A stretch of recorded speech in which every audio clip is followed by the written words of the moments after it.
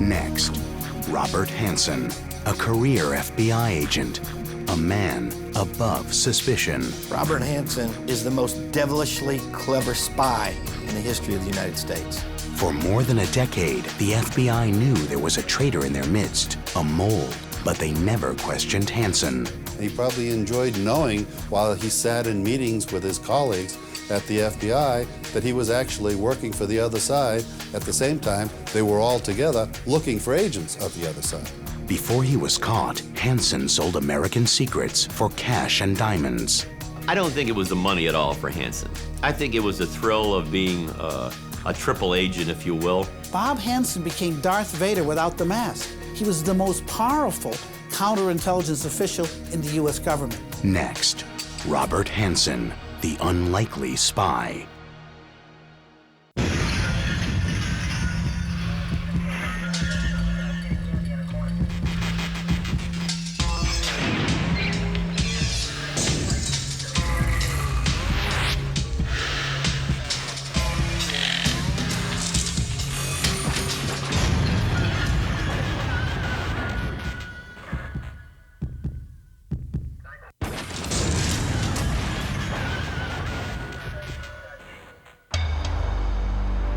Sunday, February 18th, 2001, in Great Falls, Virginia, just outside of Washington, Robert Hanssen attends Catholic Mass at St. Catherine of Siena. His wife, Bonnie, and his 6 children are with him. Also attending Mass is his boss, FBI Director Louis Freeh, also with his wife and family. Outside, a team of free special agents were on a mission. David Vise, the author of the book, The Bureau and the Mole, tells the story of that moment based on FBI accounts. Hanssen and his family sit on the left side of the church. Freeh and his family sit on the right side of the church. Father Franklin Martin McAfee is speaking, and Hanssen feels as though the Father is speaking directly to him. Are you a sinner? Father McAfee asks. God still loves you. Have you ever lied to someone? Of course you have. God still loves you. Have you betrayed someone? God still loves you. Hanssen internalizes these words. He feels as though Father McAfee's message is coming directly to him and for him.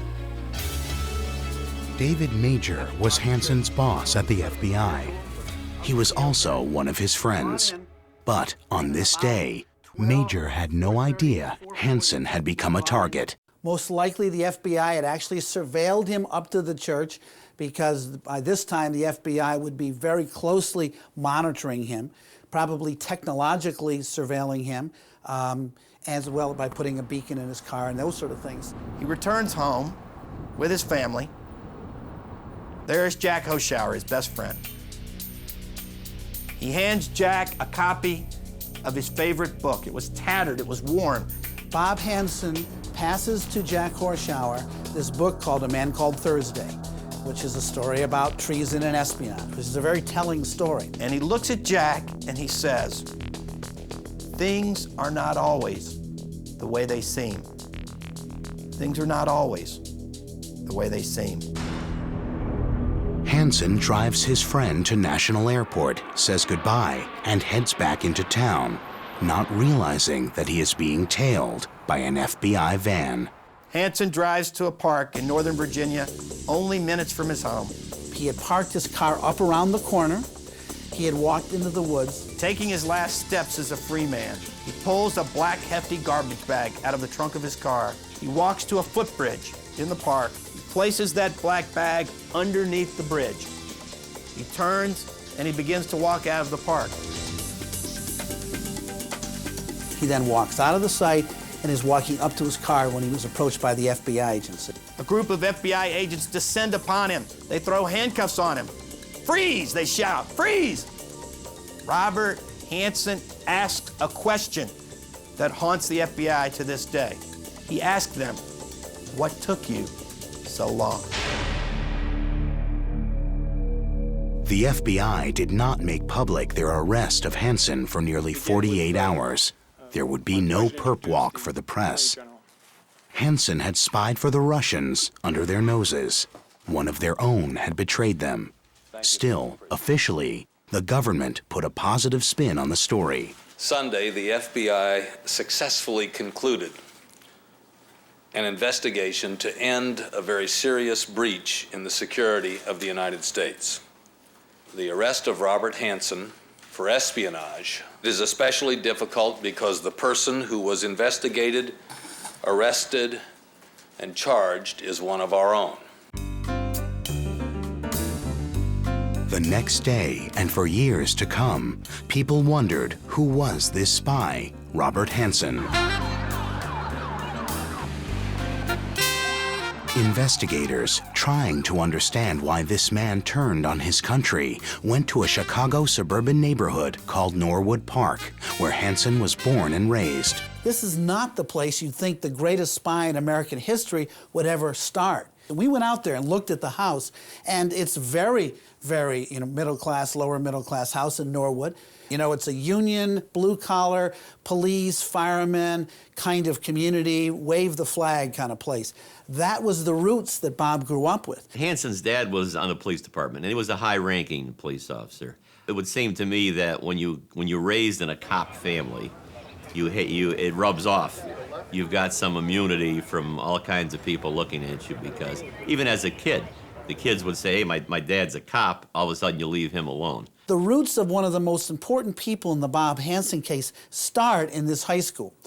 If you were to look at his yearbook, there's one picture of Bob Hanssen, and there's very few things said about Bob. He was kind of a gray guy. He was not a dater of lots of different women. He was seen as sort of a shadow guy, not in any particular clique. But his best friend, Jack Horschauer, who's taller, better looking, more of a ladies' man, became his best friend. Eventually, Hanssen will expose the dark side of his life to Horschauer. It starts with his father, Howard Hanssen, who was openly critical. He thought his son was a wimp, and he was going to make his son a man. And he was, as a result of doing that, turns out that he was very, very hard on Bob. Very critical of him, thought he was a loser. Howard Hanssen had decided his son was going to be a dentist. While attending dental school, Hanssen meets his future wife, Bonnie. She is a naturally beautiful woman. Hanssen's father didn't understand what she saw in his son.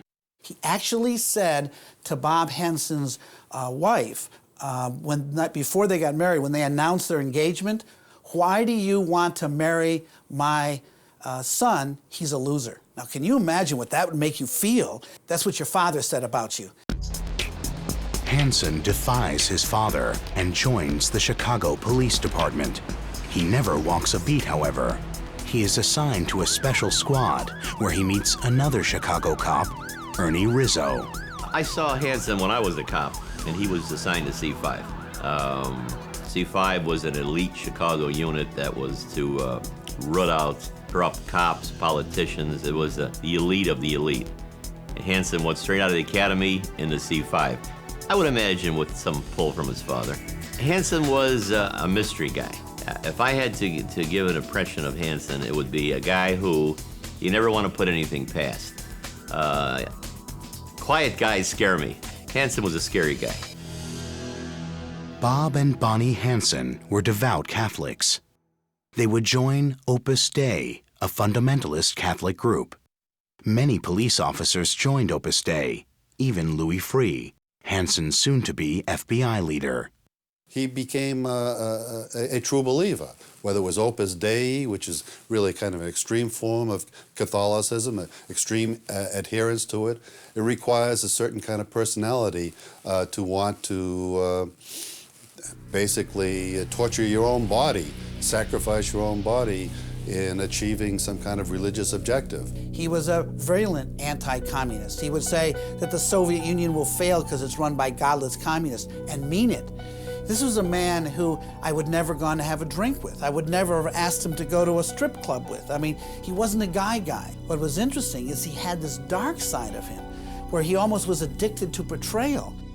I think Hanssen was all for Hanssen. You know, most cops are a bunch of guys getting together, that's, you know, a brotherhood thing. That wasn't Hanssen. Hanssen was his own one-man situation. He didn't pal up or party up to anybody. Hanssen rejected the Chicago PD. He turned in his Windy City badge for an FBI jacket. After a short stay in Gary, Indiana, he is transferred to New York City. At the time, the FBI headquarters was located on the Upper East Side of Manhattan, a short distance from the UN and close to the Soviet mission to the UN. Coming up, Hanssen walks into a nest of spies looking to sell secrets.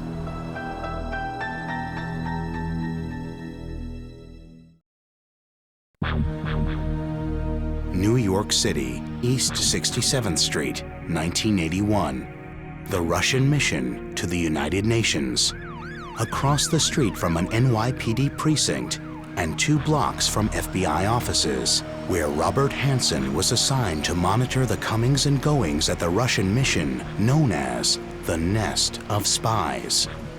The rents and the living expenses in New York were stupendously higher than Gary, Indiana. Hanssen is given access to sensitive information for the first time, and he's feeling some financial pressure. He had a young, growing family and a wife, and he needed money.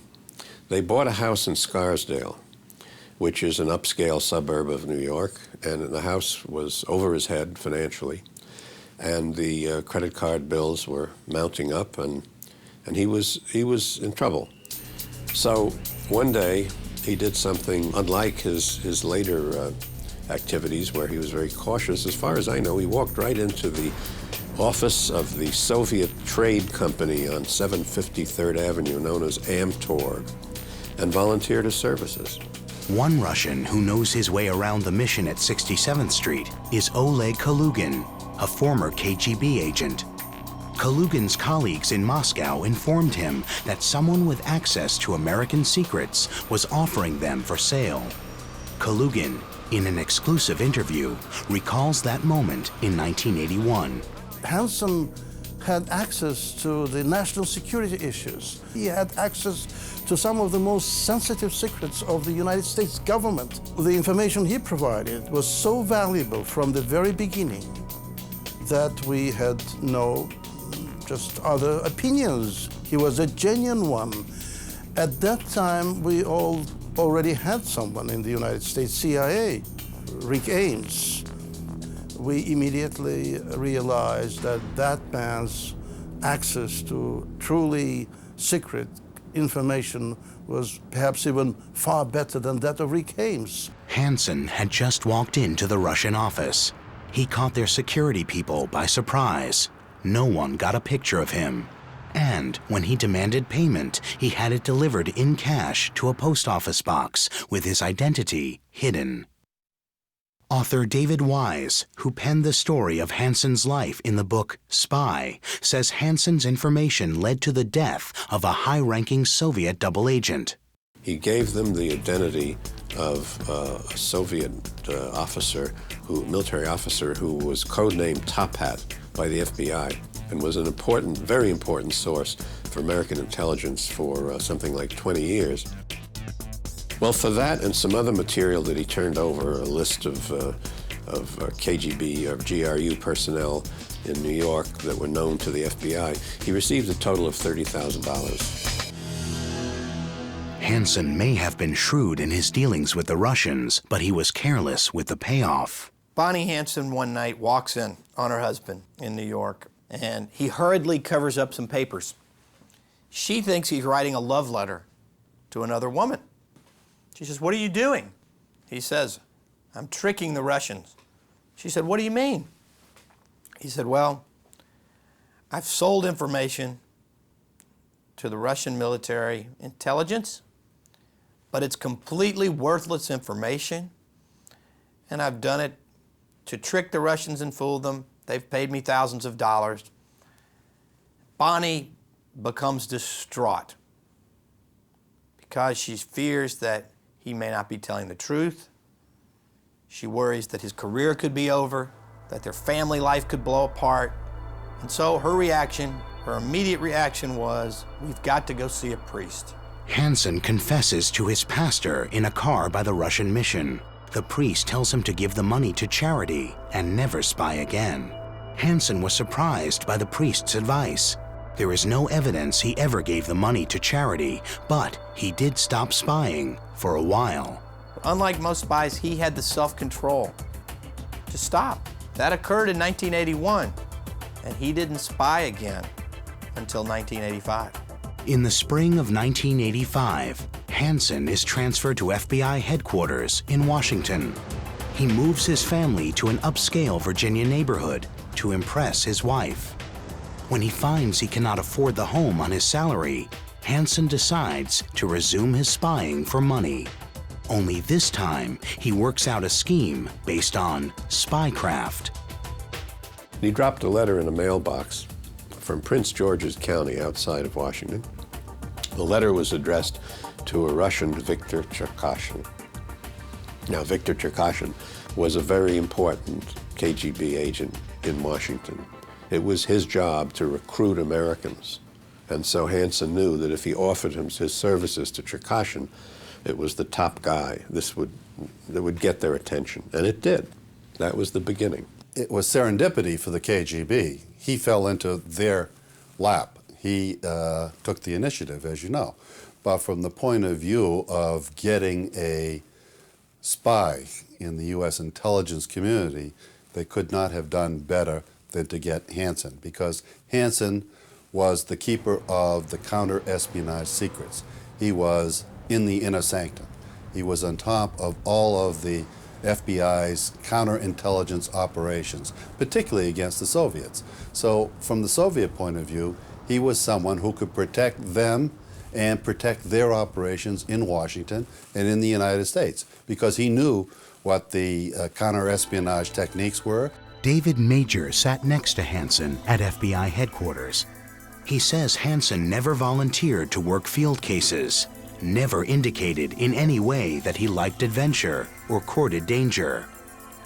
Major says Hanssen sat at his desk, content as an agent analyst. Nothing suggested he was leading a double life. Bob Hanssen never really was a full-fledged FBI counterintelligence street agent. He never met a Russian in his entire life. He never was undercover. He never ran a double agent case. He never ran an espionage case. But what he did do is he sat in judgment on other people in the FBI that conducted counterintelligence. And he did that on the 4th floor at FBI headquarters. In fact, that's when the intelligence division is located. What made Hanssen so valuable to the Russians was that he sat where the counterintelligence files were kept. My office, when I was his boss, was right down in the corner here, or right over here, and Bob Hanssen was just down the hall back in this area when he was the deputy chief of the Soviet analytical section.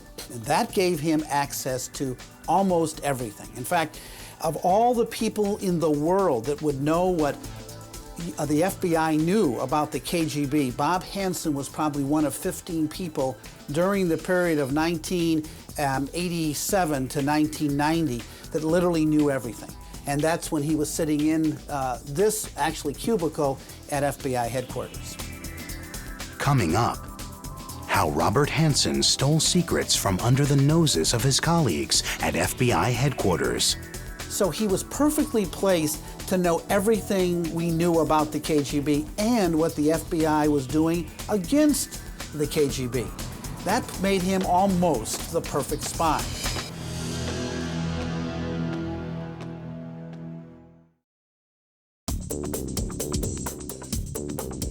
Winter 1985 at FBI headquarters in Washington.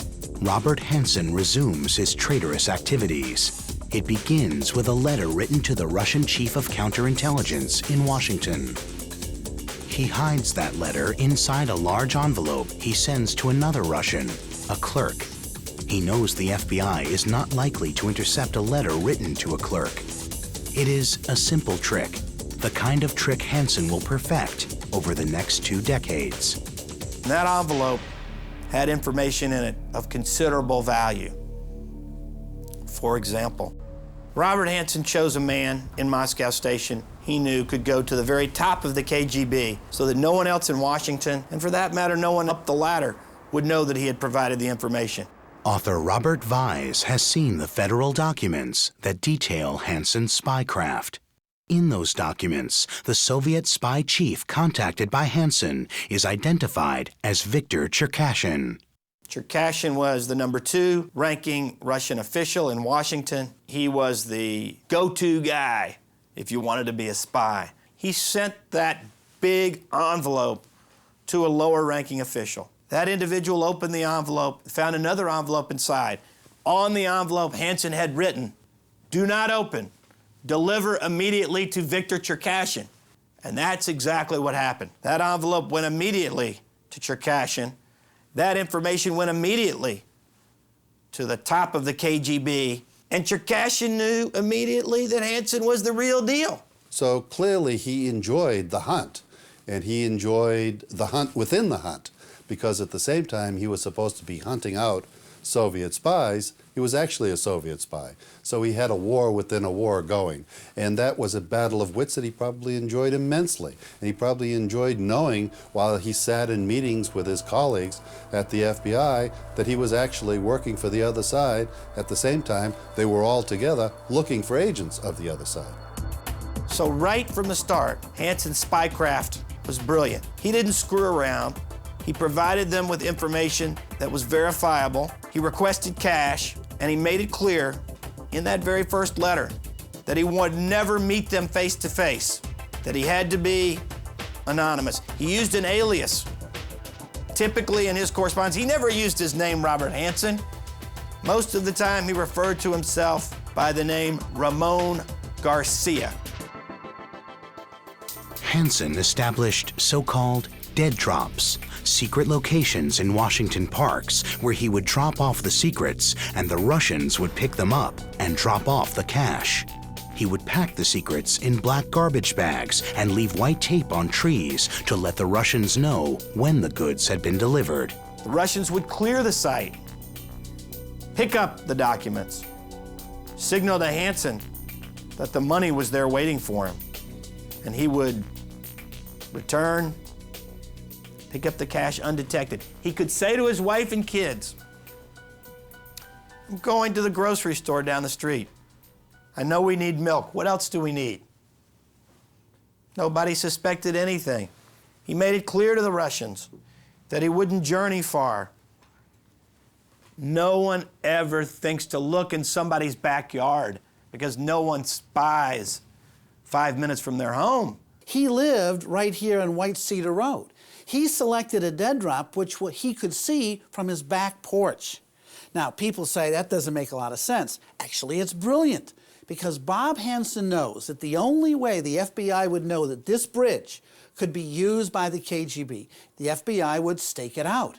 And to stake it out, where would they use? They would look at everybody who lives in the neighborhood, and they would say, "Oh, look, this particular house right across the street can actually see the dead drop," and that was Bob Hanssen's house. And he knows the FBI would come to him. He set up his own tripwire. He knew that the FBI got onto the case, they would come and tell him about it, and he would be able to preempt it or go quiet or not fill the dead drop. Now, can you imagine what we in the United States would do if we left cash under a bridge for someone? We would hide behind a tree. We would want to take his picture. We would have someone tailing him. We could never, ever avoid our sense of curiosity and place it aside. But the Russians, they are different. The Russians care more about the value of the information than they did about the identity of this Ramon Garcia.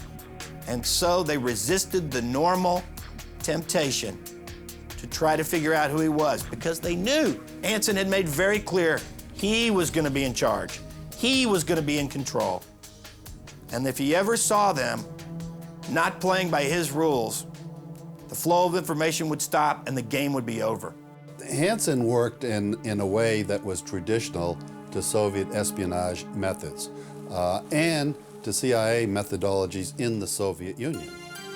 For more than 17 years, Hanssen hid his spying from his supervisors. During that period, both the CIA and FBI knew that several American traders were selling secrets. Hanssen was never suspected. From Budapest to Moscow and around the world capitals, teams of counterintelligence agents looked for spies. Word was circulating in the intelligence community that a dangerous leak was threatening America. Well, they formed a mole hunt team. Obviously, they knew they had lost the two agents that, as it turned out, Hanssen had betrayed, who were working. They were KGB agents in Washington working for the FBI. They called back to Moscow and they were executed. Hanssen kept filling the black bags with secrets. He'd received nearly $600,000 in cash. He then turned over what was referred to as the family jewels, our most important secrets. Robert Hanssen provided information which covered issues related to the United States internal security. I mean, related to the survival of the United States. Investigators who've studied Hanssen don't believe he gave away America's most important secrets for money alone. Hanssen's life as a suburban family man and good Catholic paled in comparison to the life he fantasized. He was spying during the mid-'80s and '90s when a fictional London secret agent by the name of Bond, James Bond, was thrilling audiences around the world. If you carry a 00 number, it means you're licensed to kill, not get killed. He was always the guy off to the side. But there was also this excitement, you know, here he is doing something really exciting, spying for the Russians. So there was this other element as well, aside from the money and his father and sense of being an outsider, of James Bond, and he carried a machine gun in his car trunk, for example. And one of his friends knew him, called him, as a joke, Machine Gun Bob. Of course, if Machine Gun Bob Hanssen was really going to play James Bond, then he needed to add some key elements to his suburban life. He needed to travel to exotic locations, and, most of all, he needed to be in the company of beautiful women. Well, I'll tell you something, Coturni. You're one of the most beautiful girls I've ever seen. Next, Hanssen and the Stripper, a real-life spy's dangerous game with a femme fatale.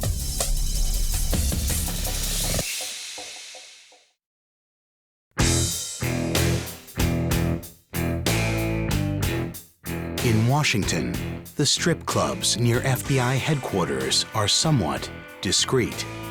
Hanssen would often spend afternoons and nights in these spots while he told his wife he was on special assignment. Robert Hanssen, he sees a woman dancing on the stage and he's captivated by her. He thinks she is a beautiful dancer and he wants to get to know her. And so he writes her a note, tells her that she is the most beautiful dancer he's ever seen. She's graceful. And he sends it to the back so that someone can give her the note and a few dollars. And as he's walking out of Joanna's 1819 Club, this woman, Priscilla Gailey, once named Ohio Stripper of the Year, catches up to Bob Hanssen. She says to him, "Thank you for that beautiful note that you wrote me. It's the nicest thing anyone has ever said to me." And he says, "I'll be back to see you here. You have a grace and a beauty I've never encountered before." He rolled through official Washington like a big-time player, not an obscure bureaucrat in the FBI. He moved around Washington in an Italian raincoat, flashing dark glasses, often in rented limousines, with his stripper friend waiting inside the fancy car. Hanssen loved having someone to spend time with, like Priscilla Gailey. They took trips, one to Manhattan, and eventually a wild fling in Hong Kong, where he showed her the sights and bought her lavish presents. He enjoyed going to Hong Kong with this beautiful girl on his arm, because she was very pretty.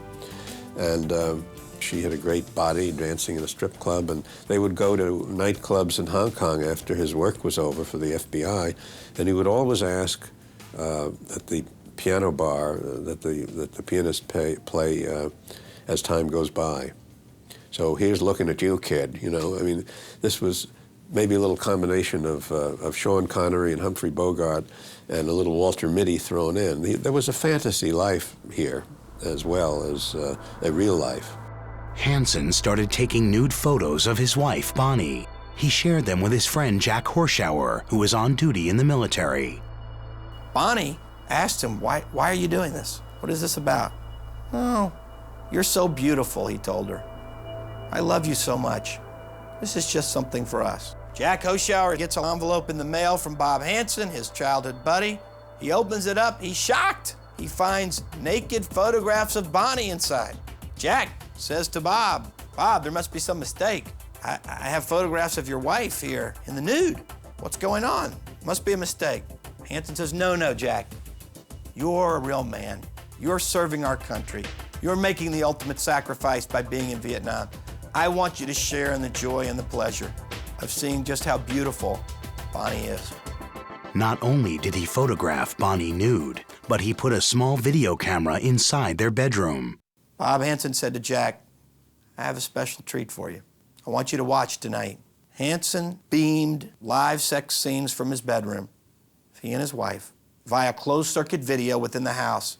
Sitting in the den of their home, Jack Horschauer watched the nightly sex scene.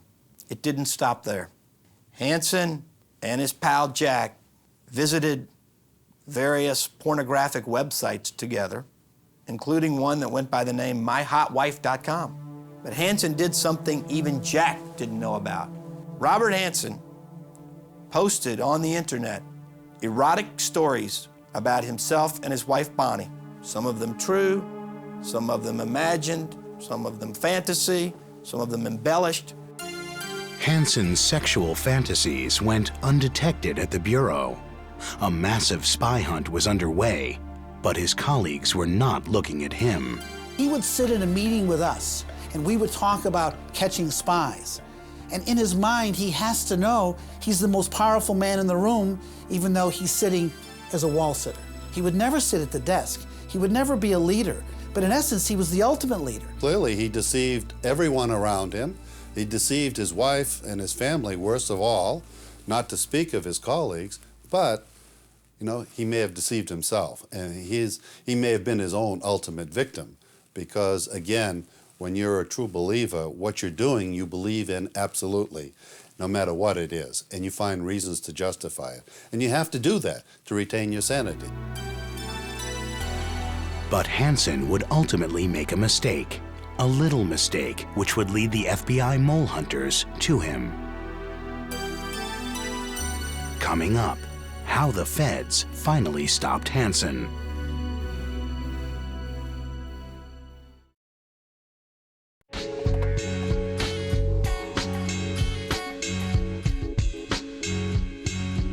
Spring 2000, at the Russian mission to the United Nations. Their security cameras were keenly watching the FBI agents in the neighborhood. From Eastern European listening posts, rumors were spreading that a former Russian KGB agent was in New York City looking to sell a file about the mole. Codename Ramon Garcia, or in reality, the Hanssen file. And he said he could help the FBI more than they realized, because he not only had some information of value, he had the actual file on the mole. When they heard that, I mean, their eyes just popped out of their head. They had to have that file, no matter what it cost. So the negotiations began, and the Russian was in no hurry to reach any kind of a deal. He asked for a lot of money, and the FBI named a lower figure. Eventually, they settled on $7 million. But there was one catch. The man did not have the file with him. It was still in Moscow, not at KGB headquarters, but nonetheless in Moscow. He couldn't go back into the secret KGB headquarters near Moscow and get a file out. He was retired. Past armed guards. I mean, he's not Tom Cruise, right? He's not going to be able to do a Mission Impossible. So they asked him, you know, how could you possibly have access to this file? And he said, I took it with me. I took it with me, and I hid it, and I'm the only one who knows where it is. News of the potential breakthrough was passed on to the CIA. Hanssen, still operating at FBI headquarters, was unaware he was in danger of being discovered. The defector provided the entire file, which included some of the garbage bags that Hanssen had wrapped some of his secret information in and put in the dead drop. It included all the correspondence between Hanssen and the Russians over many years. It included some CDs that Hanssen, being very technical, sort of a computer geek, had turned over to the Russians. It included the names that he had copied down before he took the file of all the documents that Hanssen had turned over. Because the Russian figured he didn't need to pull out all the actual documents, the Americans would have the documents. These were copies, and all he needed was to identify them. The file also included an audio tape, a recording of a phone conversation between the mole and the KGB.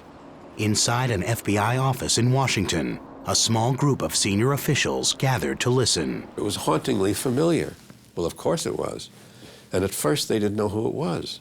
So they went back to the file and they started looking at it, and they found a couple of phrases in the correspondence that Hanssen had sent to the KGB. And there was a phrase in there quoting General Patton, which they realized they had heard that phrase before. And the phrase was supposedly from Patton's famous speech to the troops just before D-Day in World War II, in which he referred to, let's get this thing over with the Germans so we can go after the purple-pissing Japanese. Well, that's an unusual phrase. So they listened to the tape again, and they all said, of course, it's Bob Hanssen. The FBI men were stunned. The mole was one of their own, one they never suspected. Hanssen had made the mistake of leaving a fingerprint and a voice print for the FBI to discover. Armed with this evidence, they set a trap for Hanssen. Hanssen at that time was stationed in the State Department for the FBI. They wanted him back at headquarters so they could put a video camera on him in his office in the ceiling, unknown to him, and keep an eye on him. And they watched him and for a couple of months, and at one point they saw him actually going by a dead drop and checking out the signs, to signals to see, so they realized that not only did they have the right person, which they knew by then, but that he was still active, which they didn't know at that point. Then, a forensics team came up with Hanssen's fingerprints, lifted from a black bag, the trash bag he'd used for the secrets he had turned over to the Russians. No one knows why he didn't wear gloves, nor why the Russians kept the bag. But now, the FBI had its case and moved against their target. I just doubled over. I remember distinctly hearing Robert Philip Hanssen. Can't be my Bob, because I didn't know his name was Philip, and it was denial. I mean, it was just like hearing your son had died. To think that Bob Hanssen had been arrested for espionage. Coming up, after the arrest, sober thoughts about a man who deceived his wife, his family, and his nation.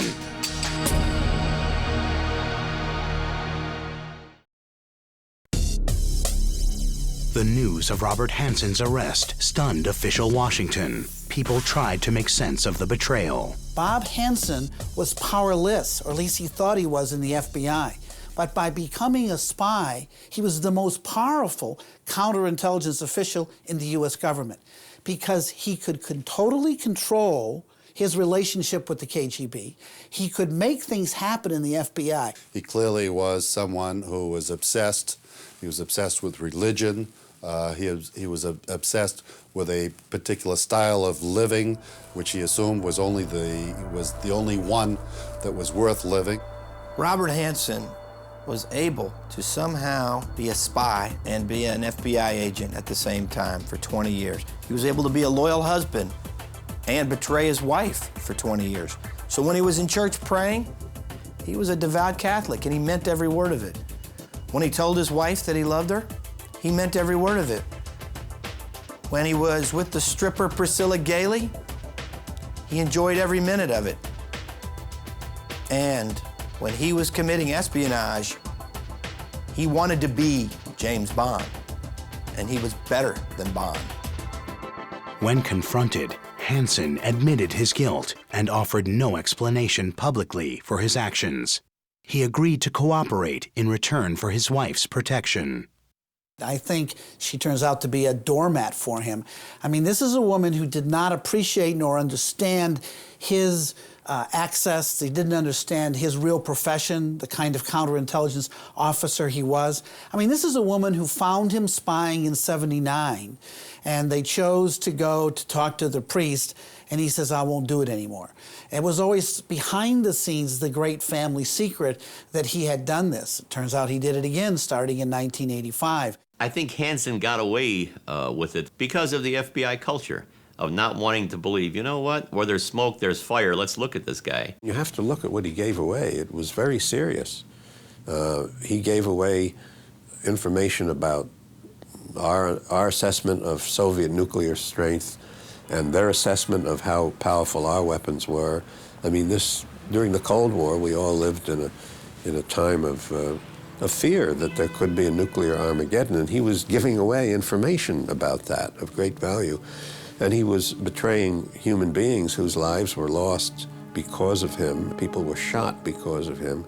So you can't feel very sorry for this guy. Hanssen's guilty plea avoided a public trial and release of sensitive documents. He was sentenced to life without parole. At headquarters, the FBI chief hailed his men for finding Hanssen. But nobody in counterintelligence was celebrating. It had taken too long to catch him. Too much damage had been done. And there was a continuing fear that Hanssen most certainly would not be the last traitor. It would be rather naive to believe that this is the end of this story. Espionage will never cease. Even though Russia and the United States today are on fairly good terms. Russia has its national interests, South Korea has its national interests, Israel has, every nation has. And the intelligence services, they operate to provide their governments, their societies with information which is vital to their national security and their national interests. Robert Hanssen is not the last one, absolutely not. David Major, Hanssen's old boss, and one of those who thought they knew him best, had a final thought about the man he misjudged. It's an image he believes most people in official Washington think of when Hanssen's name is mentioned. Bob Hanssen has been taken out of the world. Bob Hanssen lives in his cell 23 hours a day with no social contact whatsoever. He has 4 black and white television shows to watch. He goes to the bathroom, he sleeps, and he eats in that same room. And he's taken out 1 hour a day and put in a room by himself to exercise. He's literally been taken out of the world, and he will be there until he dies.